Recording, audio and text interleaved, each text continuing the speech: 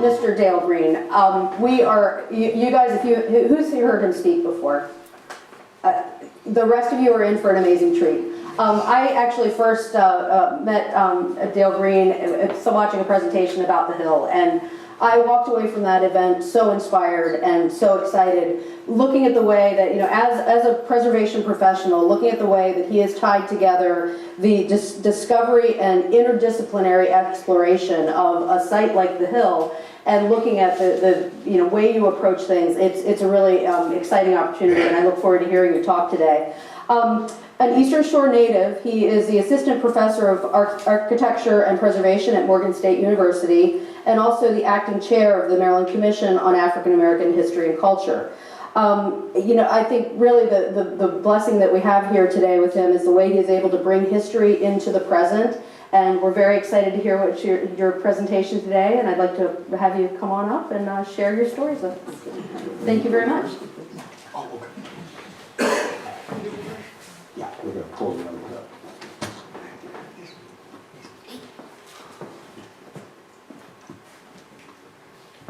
Good afternoon, everyone. Mr. Marshall's going to pull up my slides, and we're going to get started. I'm excited to be the inaugural speaker for what will be 2 more series that will follow for this very important project as the Lost Towns Project. And I'm going to share with you, in essence, the work that I've been engaged in 3 different heritage areas around the state.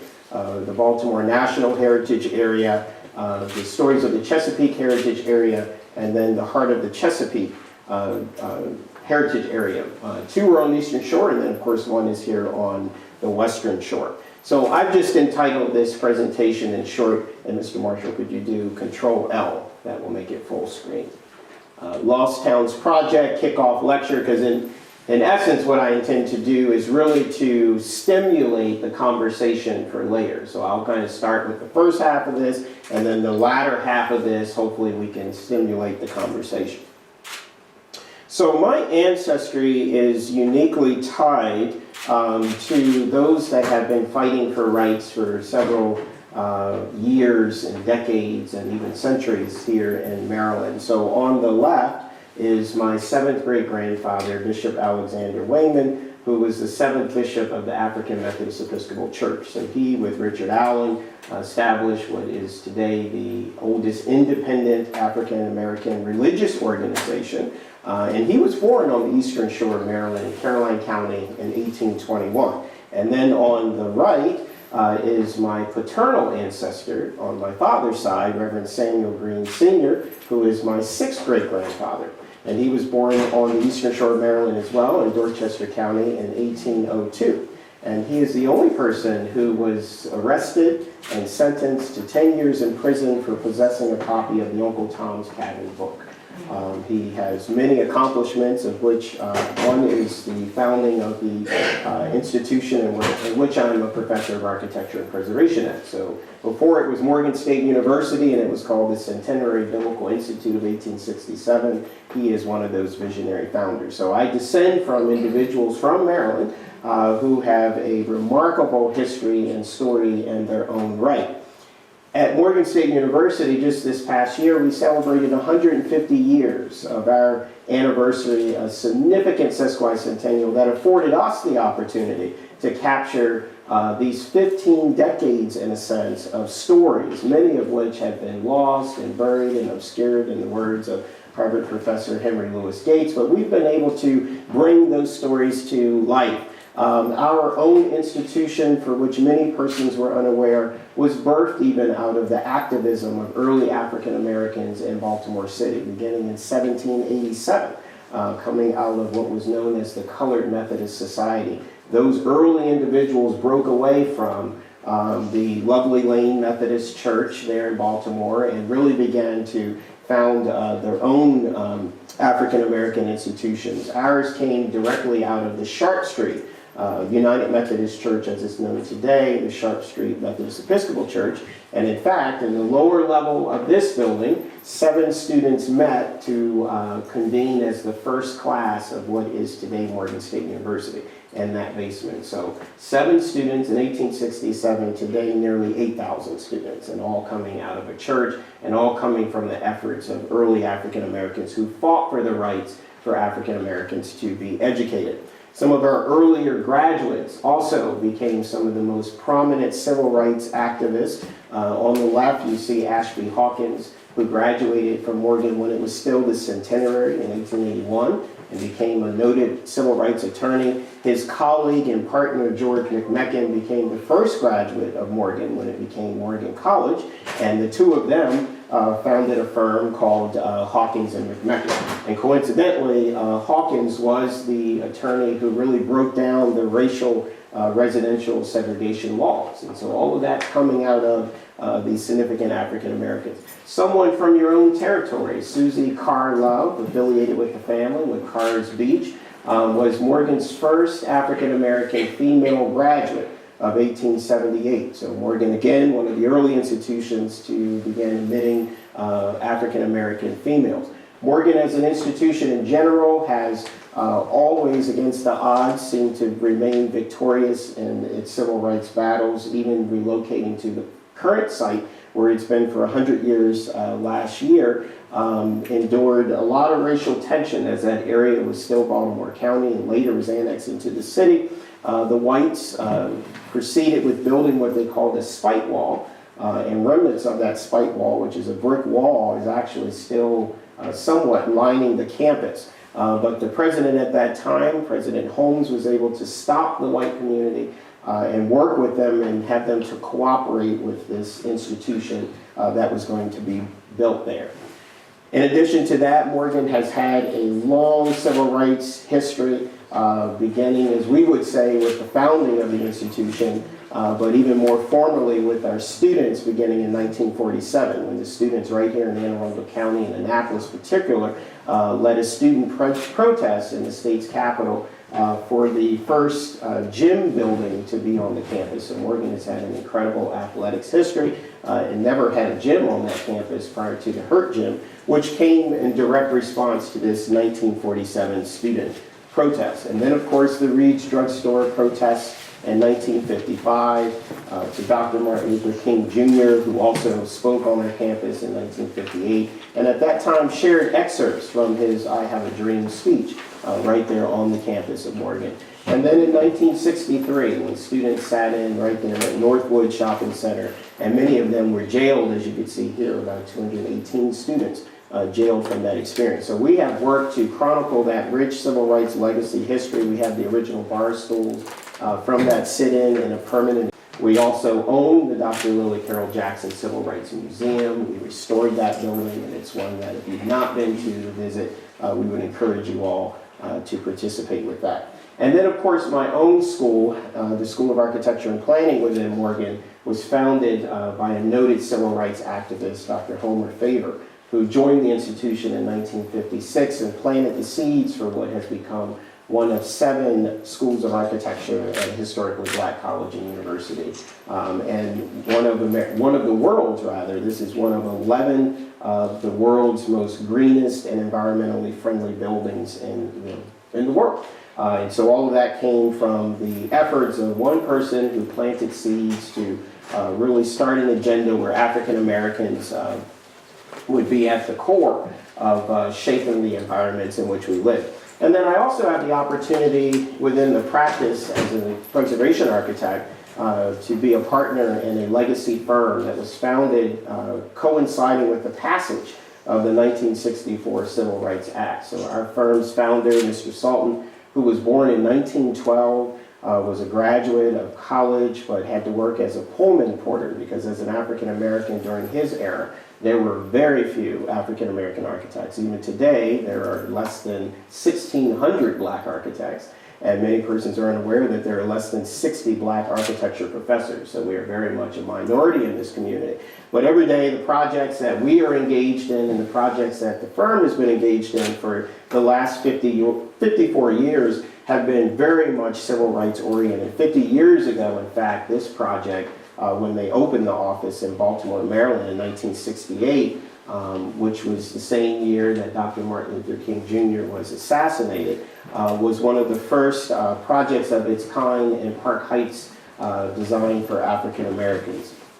And since then, of course, I've been engaged in the discovery of all of those early African American architects who worked during the Jim Crow era and during the Civil Rights era, working on many of the places that will be a part of the discussion and the conversations here, documenting their legacy and their lives, because many of them from 1901 to 1970, their stories have been lost as if they've never designed any of these buildings within the state of Maryland, and many of them are here in Anne Arundel County.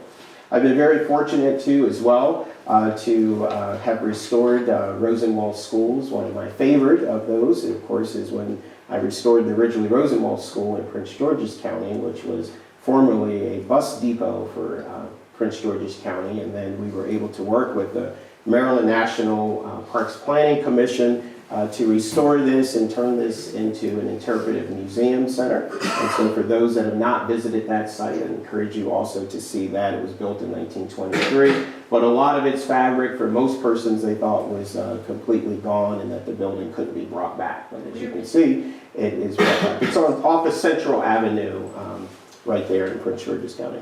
And then I serve on the commission, the Maryland Commission for African American History and Culture, under the leadership of our governor and our lieutenant governor. And our commission was founded in 1969 by two very important civil rights individuals. Of course, the late Senator Verda Welcome, who was the nation's first African American female state senator, and a graduate of Morgan State University and also Coppin State University. And she was assisted by Dr. Benjamin Quarles, who was a noted African American historian who conducted the statewide survey that led to the establishment of this important commission. Obviously, the Frederick Douglass Museum is a component and part of this rich commission. Some of our works have entailed, of course, the commissioning of Frederick Douglass, whose bicentennial is all throughout this year. We're really excited about that. And you can see that large portrait in the government house. The commission has worked on the Emancipation quilt that coincided with Maryland signing the Emancipation in 1864, and contributed to the project that led to the bust of Harriet Tubman that is also in the government house. So with those three signature projects alone, we are among one of the only states in the nation who has that type of African American history and culture being elevated at the level in which it is. To have a portrait of Frederick Douglass in the government house, to have a bust of Harriet Tubman. There are still government houses and mansions across the United States of America that do not have a single piece of African American artifacts in them. So we may think that's very small, but it's a very large and significant accomplishment among us. Going even further, we are one of the only states in the nation that has a African American Heritage Preservation Grant Program, a program that is dedicated entirely to funding the documentation and the preservation of African American sites within the state of Maryland, funded at $1 million in perpetuity. And in our inaugural year, you can see one of our projects here on the Eastern Shore of Maryland, the Christ Rock United Methodist Church, that was restored through that. And then you just heard me mention briefly that Frederick Douglass, who is one of our native sons of Maryland, born here in 1818 on Maryland's Eastern Shore in Talbot County, but has associations with three of our key counties, of course, Talbot County, where he was born, Anne Arundel County here, and then in Baltimore City. So there are committees that are working in each of those areas to develop events and planning for Frederick Douglass's life, because he too has several stories. He's known, of course, as one of the fathers of civil rights, but many of his stories are also still lost and buried and obscured, and we seek to unearth them and to fully celebrate him with the world in this calendar year. We can also think about what will be happening this year as the National African American History theme this year that will kick off on February 1st is African Americans in the times of war. And so many of us in the room can think about our own family stories that are affiliated with African Americans in the times of war. I think about my father's role in the war, my grandfather was in World War II, my great-grandfather was in World War I, and my great-great-grandfather was in the Civil War. So just alone in that, my father-in-law was in the Air Force and my grandfather-in-law was in the Navy. So we all can think about how African Americans in the times of war have been tremendous as a story in and of itself. I've worked very closely with several African American communities that have significant civil rights connections, one of which is Morgan Park, that was founded in 1917. And you can see here just some highlights from that. Dr. Carl Murphy off to the side, who was the former president of the Afro-American newspaper, was a longtime resident, built a home in that community, and pulled several other key civil rights activists into the community. Dr. W.B. Du Bois, who you see here, also built a home and lived in the community for nearly 2 decades as well. And so Morgan Park is actually one of the sites through the same source of funds will be listed on the National Register of Historic Places, because still less than 3% of the African American historic places throughout the nation are listed on the National Register of Historic Places. So the work that we're talking about and the work that we're engaging in is grossly important. And then Wilson Park community, Harry Wilson off to the left was the founder of that community. He was an early civil rights activist in Baltimore City as well.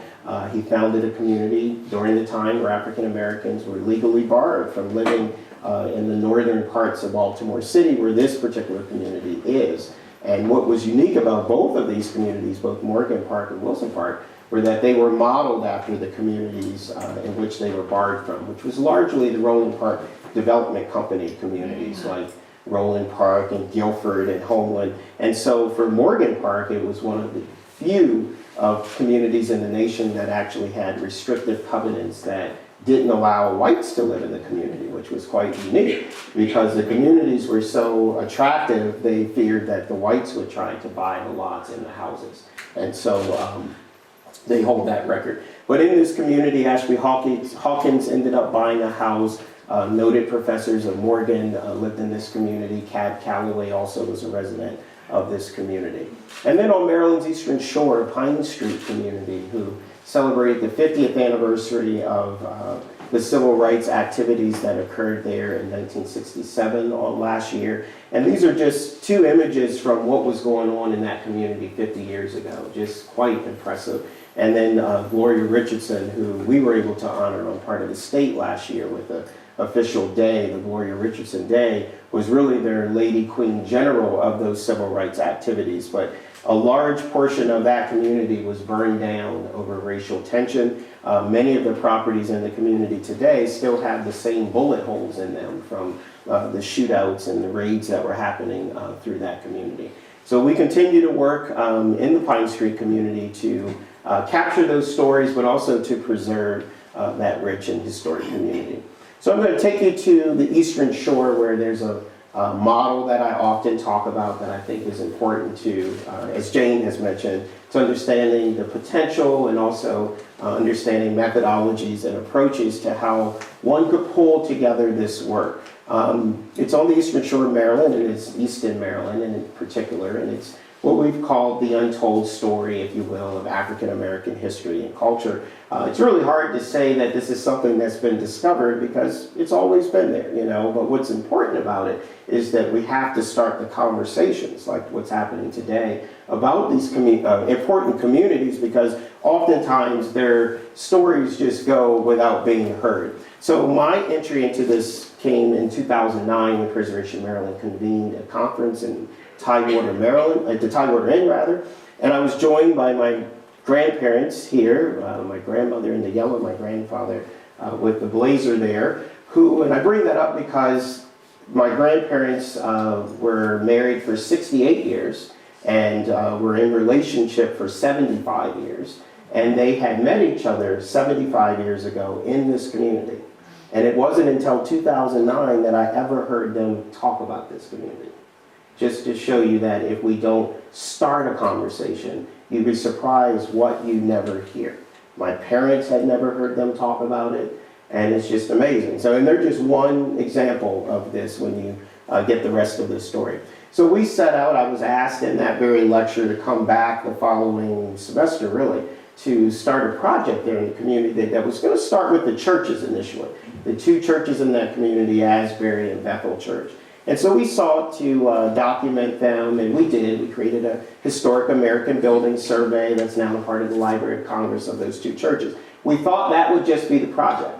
And then the community said, we want you to look into the hill. And for those that know the eastern shore of Maryland, much less Easton, there are no hills. And so, of course, the first question was, where is this hill? You know, I was born on the shore. I never knew of a hill. But they were referring to the community. And it was so funny how many people have known this to be the hill in terms of the community, including my grandparents who never lived there, but the persons that lived there. But it wasn't talked about as widely as you would think. And there really wasn't a level of pride that went along with this until this project really started. And so we convened a community session for the first time, much like this. The press called it really a town within the hill as part of that first convening. And it was there that we introduced ourselves more formally to the community to discuss with them that we would embark upon documenting this community, and that would entail their sharing stories, but it would also entail us bringing lots of resources from different universities and also engaging with them and so on and what have you. So we were thrilled with the responses that we received just from that initial setting. So don't underestimate what could even happen here. So after we had that one session based on social media, based on the press, based on people going back home and calling, I received an email from this young student named Arundel who was studying at the University of Edinburgh in Scotland, who said, I heard that you just had a session in Easton regarding a project, and that there would be, and so then the following summer, she's excavating with us in that town. And she completed not only her bachelor's degree excavating on the hill, but she also then went to the University of London and completed her graduate school. So 6 years of her education were completed through a project that hadn't even started. And so we were very thrilled that this was just sending signals beyond this community, and we were also to gain traction accordingly. So what did we do exactly? I borrowed from Dr. Booker T. Washington, who was former principal at the Tuskegee Institute, now Tuskegee University, who often referred to lifting the veil of ignorance. And I've, in essence, really called it the uncovering of the Hill community, using really these 6 core areas. Historiography, which is so important, the history of the history, the land records, and the land records are so important. There's so much information in the land records as it relates to persons of color in particular, because we were formerly property. And so in those land records are manumissions, and the list goes on and on and on. And then, of course, oral history, because oral history, as the African proverb says, when an elder dies, is as if the library burns to the ground. And so when we don't talk to these individuals who are still alive, we really miss so much. And many of them think they don't have anything to share. They think what they are going to say isn't important. And it's all of our roles to really help connect those dots. And I'll share how that's happened accordingly. And then, of course, the genealogy, because the ancestry and the descendancy of these individuals is so important and intertwined with these places. The archaeology, and that has been just tremendously important, because just less than 6 inches below the grade, the elements that we think that we've lost are just so pristinely preserved there, and I will show you some of that. And then, of course, taking the opportunity to preserve, as Jane was mentioning about more formal documentation, and then, of course, more of the bricks and mortar as well, has been grossly important to this project. So since 2010, and we're coming to sort of our ending year this year, so there's some very sad individuals, but we've accomplished a lot, and there's still a lot more that could be done, but we're very excited about how we'll end the year, if you will, with this massive project. So this just shows you some visuals. Their 13 generations can be fully traced. Historical artifacts and documents that have been pulled right from the community in Talbot County have been just tremendous. I say to persons, depending on where your location is and what the condition of that courthouse is, will often enable you to go much further. And for Easton, it's the original courthouse from the 1700s. It never burned, it never flooded, and so all of those records have been there. So whether we ever talked about this or not, and that's why I say it's hard to say a discovery in a sense, it existed, you know, and so we really just lifted the veil over these things that, regardless of our color, we were quite ignorant about. And so as people get excited about this project, the real important part is to know that we all have an obligation to participate in work like this. And then, of course, with the archaeology, the tours have been an important part. Bringing people to the places that we talk about and we document is just very important to raise the overall public's awareness. Those that are from that area to come and be a part of it, those that are well beyond is equally essential. So I'll hit some of these other things as we go forward. But for a very informal project, you'd be surprised that even to this day, no tour guide maps, no real development, but more than 1,300, sometimes 1,500 or 1,700 persons per year come out to this single community just to find out what's going on. And they come from as early as 6 years old. We've had seniors. I have a 97-year-old that comes frequently in her sneakers and walks the community. And we've had persons groups as small as 2 people, and then groups as large as 130 at one time. So the work that we're doing is important and significant work in the community. We've had them from the highest offices to, as I said, people who live right in the community themselves. And this has really helped to spur the preservation efforts in the community, because with our state government, they've committed several millions of dollars of funds towards the restoration and preservation of aspects in this community. But this is a story that is steeped in both the religion and the economy on Maryland's Eastern Shore in terms of how these free African Americans came about in the town of Easton, when most persons were unaware that there were free people living in the town, when enslaved persons like Frederick Douglass was, you know, just miles away at the Y House, and Harriet Tubman in Dorchester County just miles away, leading people out. And you have a pocket of a community with free people of color who lived in this town. And so it's definitely a remarkable story. A lot of it was tied to the Quakers who were there at the Third Haven Meeting House, and 2 noted abolitionists, John Woolman and George Fox, who led foot journeys through the community and really pushed the Quaker population to manumit free slaves that they owned. And many of them were the very persons that came to settle the Hill community. It was also this opposition, as I talked about, to the religious segregation that formed Morgan State University in many ways, that was happening on the Eastern Shore that led to this. This is an original sketch by one of America's first trained architects, Benjamin Henry Latrobe, who actually drew the sketch of a camp meeting. And what you'll notice here is that there are Negro tents at the forefront of that camp meeting, and then there are the whites who are sort of in a fan shape around that piece. So in every form of the religious and church experience, there was segregation. There was at the camp meetings, in the church itself. This was Morris Chapel on the Eastern Shore of Maryland, and the African Americans were relegated to the loft section of this church. And inside this church, they had 2 walls that went down, and the blacks were still talking about this in recent times. And there were peepholes, like the size of a quarter, that went down the walls. So it wasn't an open balcony.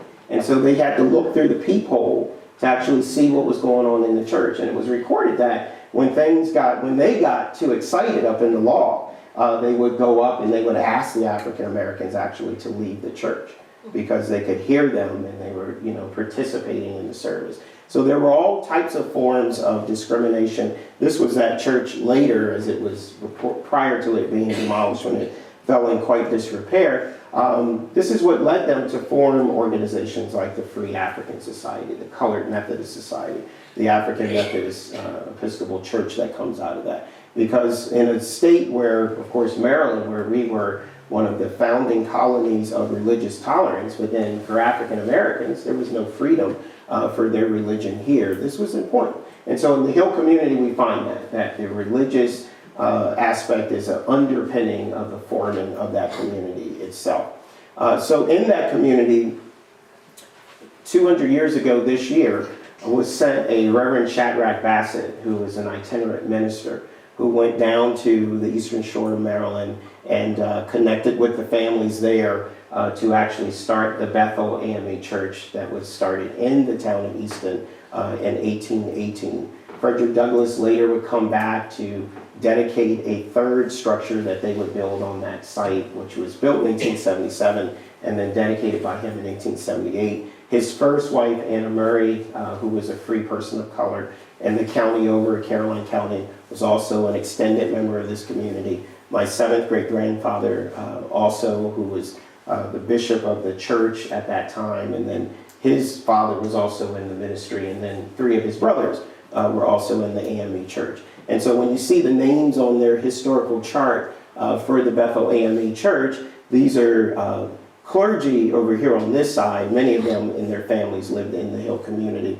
But many of these same clergy pastoral churches all around the state of Maryland and even beyond.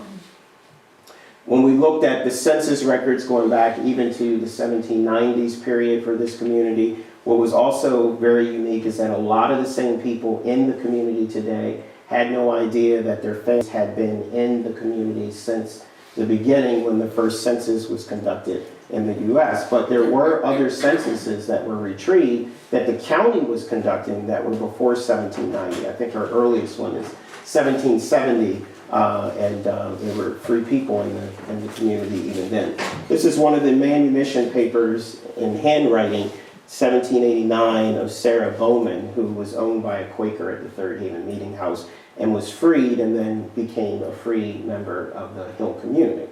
So a lot of these people were right there in the county or on the periphery of the Hill community and came over. Grace Brooks is one of these individuals. She was born a slave here on the Eastern Shore of Maryland rather in 1740, and then she purchased her freedom. So there were all these different ways that they became free. Some were manumitted, some bought their freedom, some were born free.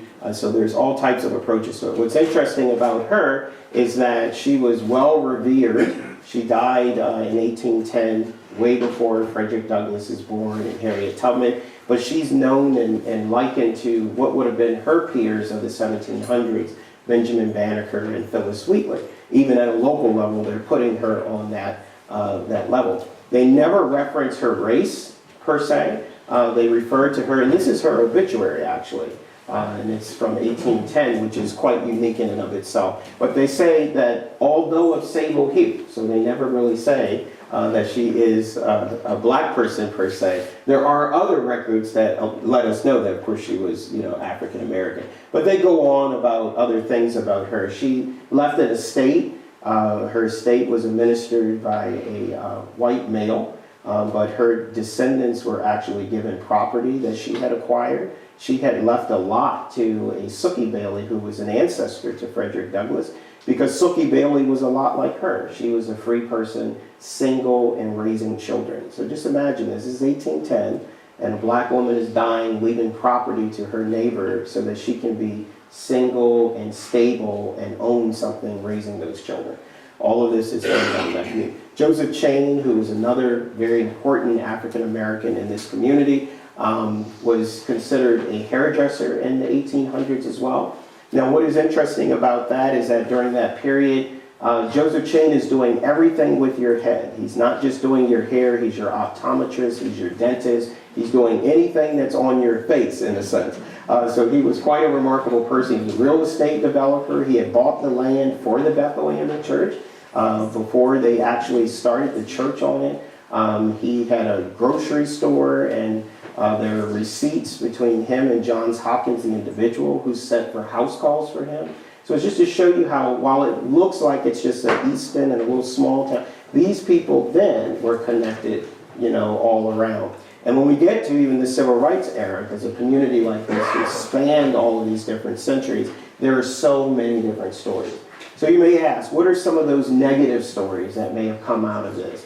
Well, we're fortunate that we've only retrieved one, and that is one of Ned Brooks, which was a very unfortunate situation that actually is traced here to Anne Arundel County, but he was on the Eastern Shore of Maryland. His wife, Daphne, purchased his freedom. She had worked for about 10 years to buy her husband. No sooner than the year that he was free, he wasn't even free a year, and he made a visit. So we see a lot of things that happen when they leave the safe haven, if you will. He was accused of a crime here in Arundel County and then brought back to Talbot County's courthouse to be hung on the lawn. And that is one of the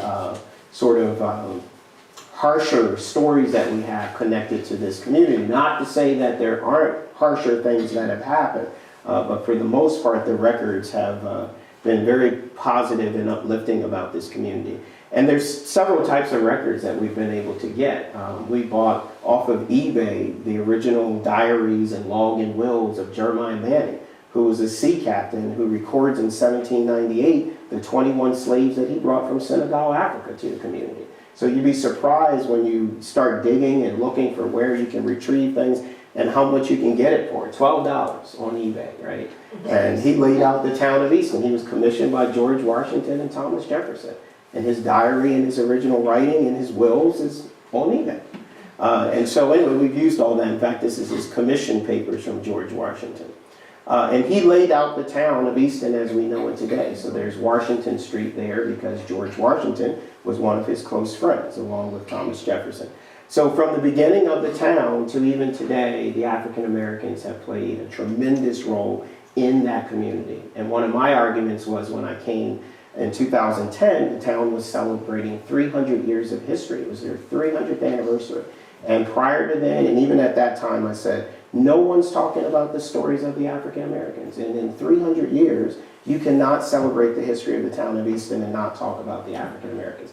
Now, in 2010, we hadn't even started this project. I could have been purely wrong, right? But now that we've, from 2010 to 2018, you can see, look at what had never been discussed before 2010 in any real formal way, as if they had never existed and they had never contributed. And that's all of our folks, not just some white folks, it's black folks, it's everyone, if we don't tell our stories.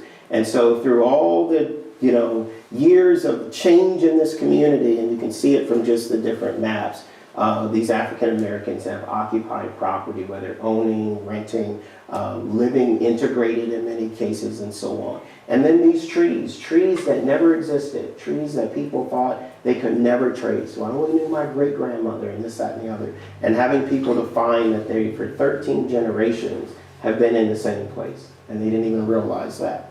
Mrs. Gale's story is so remarkable. 94 years ago, she was born in the living room of the house where we interviewed her often, where her parents were born and her grandparents were born and her great-grandparents. And in the house prior to that, on the same lot, they have resided for more than 211 years. So that family has never even left the same piece of land in that town. And her story was just phenomenal. And many of her grandchildren had no idea because they just never really talked to their grandmother, right? And then many of the community persons. In fact, before she passed, she was feeling more excited about her history, and she was talking to people because she had a wonderful porch, and so she'd sit out on it all the time. She didn't talk much on it, but she sat on it. But in the latter years, she felt more proud about her history, and everyone talked about how you couldn't walk by her porch, and she just had all these things to say. So she shared with folk that her grandparents actually ran a early bed and breakfast out of that home.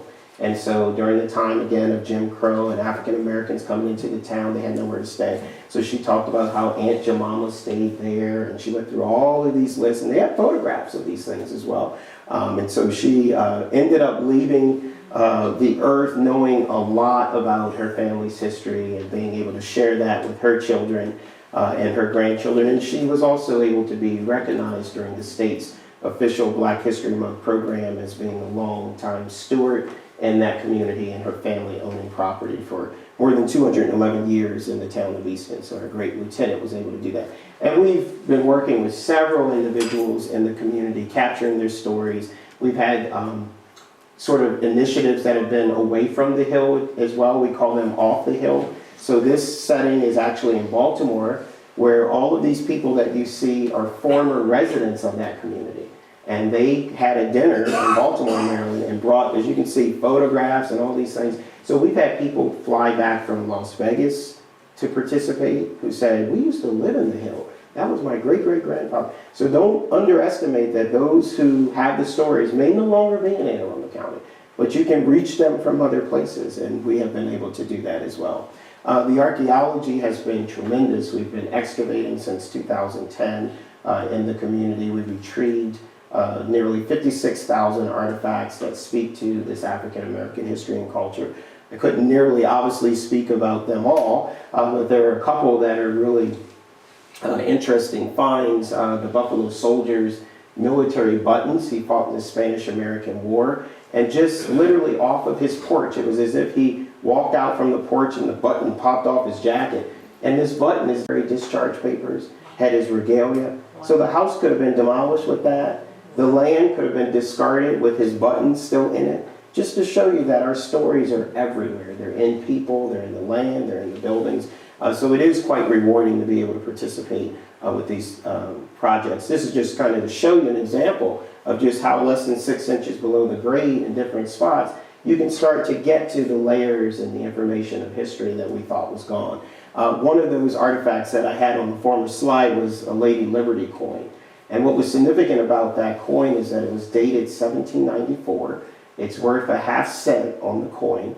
Lady Liberty would have had a red cap and a red gown, and all of that symbolized free people of color. Today, there are only 40 of those coins that exist in the world. Most people come and say, well, don't you find coins in archaeology all the time? I can only speak for here. That's the only coin that was retrieved out of 56,000 artifacts. And I also say to people, do you go home today and throw coins out in your backyard? So people weren't just throwing coins out such that you would find coins over and over. The other aspect about that coin is the monetary value of it is $15,000 today for a half-cent coin. But that's not what's most significant. The most significant part is, in fact, its cultural value and how somebody in the 1860s still has a coin from 1794, because that's about the time that it was dropped, and what that coin really meant to them, knowing that they've been in a free people of color community for all of those years. So this was also worth noting that this community, for which Talbot County's been known for a lot of its architecture and culture and significance that's been devoid the African American experience. This is a community that was listed on the National Register in 1976. And that 55-page National Register nomination form doesn't mention anything about what I've just shown you. And so it shows you that there are opportunities for us not only to document, but there are opportunities for us to amend, because this is something that was already deemed historic, but not historic for the history and culture that we've been sharing with you. So yes, Richard Upjohn has designed buildings in this community, and that is significant, and that's what went into the National Register nomination, along with other things. But what we've also just looked at is also significant by way of the National Register criteria. This community once looked like this in the 1700s. It's a community that from the 1930s looked like this. And still has a lot of its earlier 1700 buildings like this one that you would have saw in the former slide, that people walk by every day and maybe had no idea what the overall history was of these buildings rather. And then what the rail did when it came to the town, the blacks talked often about how this provided two things. It provided opportunities, not only for them to gain employment, but it also provided an opportunity for them to leave. And so a lot of the suburb communities on the Eastern Shore and that county, like Unionville, 1867, were places that people who lived here left in 1867 and then lived in a community like Unionville. So a lot of these communities are very much connected and have the same history, and that they're the same people who go elsewhere, if you will. And the architecture reflects that in the community in terms of the rail coming, and this is railroad architecture all across America, which presented a real problem for our community because it was this architecture that was really not appreciated, and it was the least understood, and it was the area when we came that people said, oh yeah, that's the hill over there. And most persons had no idea that the hill was also where the brick properties were and all of that, and that blacks had owned and lived in those properties as well. This is the Asbury Church from like 1930s view when their school building over here, the tabernacle structure, was still standing. and even to what is today the Bartlett Pear Inn, but this was the Hamilton residence built in 1790s, and blacks lived in this house as well in the community. So from every range here, this is referred to as the Banning lots, these Gothic revival buildings that were designed after Richard Upjohn's properties. This was Jeremiah Banning. There were 3 Jeremiah Bannings.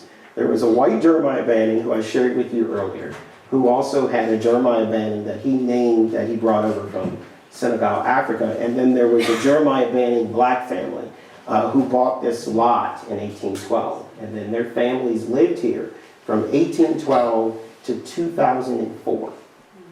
Okay, and so you had a lot of that in the community. In fact, she died at 104 on the 2nd floor of that house, the last Banning. And then in this property, this was built by a Quaker who lived there for 3 years, and then the African-American family lived there all the way up until the 1990s. So there was a lot of confusion. In fact, I remember being on a tour, and we walked by this property, and there were persons who would say, black people couldn't have lived in that house. I mean, that was the kind of ignorance at that time that was happening. So this really helped to raise the public's awareness for what was really happening in a community like this. We've been very fortunate to work with, I'm skipping over a lot of things because I'm going to throw a lot at you, to work with the other communities that had held distinctions prior to the Hill community, one of which was the Treme community, which for those that know anything about African-American neighborhoods would have learned that Treme was America's oldest African-American neighborhood. Now, Treme was started in 1812. Prior to then, it was Claude Treme's plantation in New Orleans, Louisiana. We've had them come to the site probably on 5 different occasions, so they're very much on board. It was never a competition, but we like to clear that up. But here in Easton, of course, the first African-American free person bought the first lot in 1787, and he and his 11 children with his wife lived on that property. And to this day, we are so fortunate to have one of our team members is actually his descendant. So James Freeman bought the lot. Yvonne Freeman is an officer with the police station at the town of Easton, still lives there along with the rest of her family, and she descends from the first person who bought the first lot as an African American. And she didn't know that she was on our team. She was so thrilled when she found out. So it's amazing how, we're all around things that we may not even know how long we've gone back with that. We've had Teach for America. We've had like 5 contingents of Teach for America come, about 40 teachers in each. And they come and then they go back and basically develop curriculum around that. We've had, as I said, as young as 8-year-olds come and participate in the archaeology and the project itself as well. We've worked with the Maryland State Archives. We've worked with the Y House and the Tillmans there, who many of which the former slaves who had family free in the community and enslaved out at the property. We've been able to push our narrative and our history and our culture out into all of the different forms of mass media and production and exhibits and all kinds of talks and opportunities. And never underestimate what people send out in Facebook. Occasionally they'll send a clip, and then we get other people that come back as a result of that. We've also worked with the county, the state, and the town on formalizing the type of protection measures that are necessary. So before I came in 2007, a lot of historic resources were demolished in this community that people just thought wasn't anything. There was a Bronco Theater in this community. It was built in 1840, and most people thought it's just some dingy building and it can't have any level of significance. And it was built by free people of color in 1840, and it was just demolished in 2007. So one of the first things we did was we met with the mayor, we met with the county council, and we had them to agree to a moratorium on demolition, for which still exists. And so from 2010 to present, there is that on file such that nothing in this project boundary will be demolished until the study is entirely complete. And that's important because you lose a lot through the lack of people's awareness. And sometimes we do it to ourselves. These are people who lived on these properties and they demolish it. I'm not trying to push the government agencies out there, if you will. But this is from that Bronco Theater's property. So we held a lecture like this, and the guy who owned that property before it was demolished saved artifacts from it, learned about a lecture that was going on, came that evening with all this stuff and said, I used to own that building, and something told me to keep this stuff. And I think this may be of interest. So when he gives me this sign, I'm just holding it up. 2 people in the audience come up and say, wait a minute, that's my ancestor. I didn't even know he had this, that, and the other. And so now they're connecting with and so that's, so you want to take those opportunities. We've been able to really, students from all over, really. We've had formerly from Maryland and Morgan and even Washington College and Salisbury, but it's really important that we've had our students engage both in the community as well as even back on the campus in this work. One of the significant persons that come out of this community, because we say this is American history, is James Rouse, who has a phenomenal story as it relates to these African Americans and growing up on the Hill community. So his parents' house, which was called Brooklet's, sat at the periphery of the Hill. And they lost that house in a foreclosure, which he also says really kind of got him interested in real estate development. But he went to school in the Hill. There was a white school in the Hill. The black school, which was a Moten Rosenwald school, was on Port Street off the Hill. So the whites would come into this community to go to school. The blacks would leave the community to go to another school, which is really interesting. But Rouse would talk about how he came up Hanson Street, and there were black families and white families. And Rouse was born in 1914, to give you the context, living next to each other and all of this. And he was raised by a black family called the Goldsboroughs. And in fact, we were able to meet his wet nurse, who lived to be 104 years old. He came back to her funeral, and there were stories about this white distinguished man coming into the Asbury Church to pay respects to her. But as you know, 50 years ago, he starts Columbia, Maryland. And he creates this place based on the premise of sustaining and promoting racial integration, where he learned from the Hill community. He grew up in a context and an environment that he enabled to be the very blueprint to become one of America's best planned communities. And so all of these things come out of a little place that wasn't even a part of a conversation.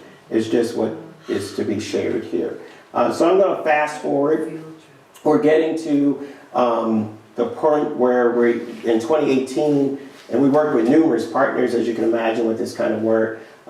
We've been also working with the children's books and the publishers, but we were very fortunate to have a group from Chester, Pennsylvania come down, a principal who received a United States travel airline grant that enabled her to bring her students, which were about 99% minority, to a community to work with it. And look at what day they came. This was like 3 years ago, and every school system in Maryland was closed, but these students from Pennsylvania came on a bus through the community when it snowed down, and even Talbot County school systems were closed.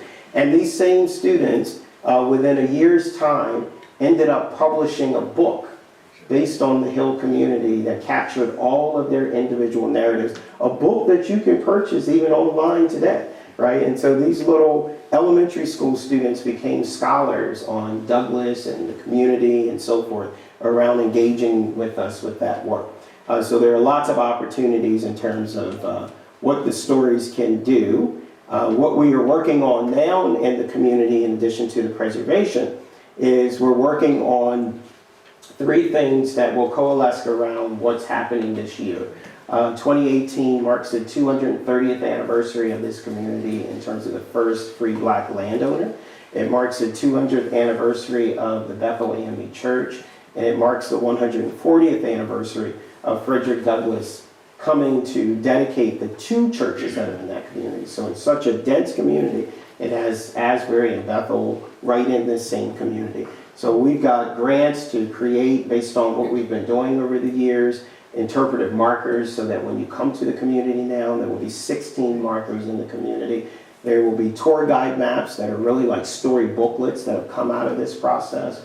There's an interpretive online exhibition so that you could look at those different artifacts, see the family trees. There is a gateway marker that will be erected so that you know you're coming into the Hill community, which is not something that people see today. And then there will be street banner signs that will be on the poles so that it gives some sense of identity when you come into the community. And so as I end, I'll end sort of how I began around Dr. Martin Luther King Jr. as a segue into the next half here, which is, and one of his quotes that I love the most is, life's most persistent and urgent question is, what are you doing for others? Because when we do this for others, it leads to these results. So thank you.